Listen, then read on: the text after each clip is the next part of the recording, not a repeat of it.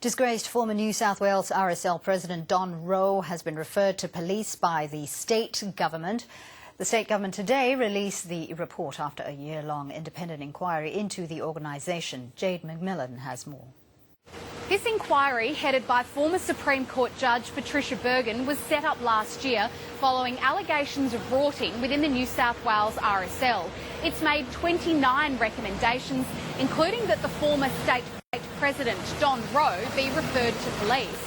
That comes after the inquiry heard that Mr Rowe spent more than $450,000 on his RSL credit card between 2009 and 2014, and that he allowed his son to stay in RSL-owned accommodation in Sydney CBD for 7 years rent-free. The inquiry also found that there was a cover-up of the reason behind Mr Rowe's departure from the organisation. It said that members were told it was due to ill health, but really it was because he'd been confronted about his expenses. The state government has described this as a dark day for the RSL in New South Wales. It says while it's considering some of the recommendations, it has already moved on the one relating to Mr Rowe. The recommendation relating to Don Rowe and his disgraceful and shameful behaviour is to refer it to the New South Wales Police. I signed that referral on Friday and it's currently in the post.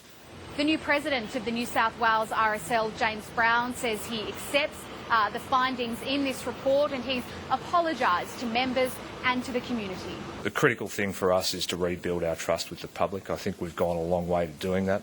We're a much more transparent organisation than we were a year ago. We speak to the public much more often. We speak to our members much more often.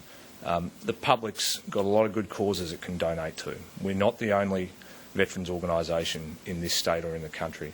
And they've got to make sure that when they put their hand in their pocket and give $1 to a veterans charity, they're giving it to the one that can deliver the greatest impact for veterans and their families.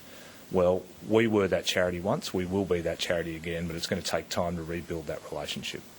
Mr Brown says there'll be a shake-up of the way that the New South Wales branch fundraises. He says while that work is underway, it will not fundraise in the normal way for this Anzac Day.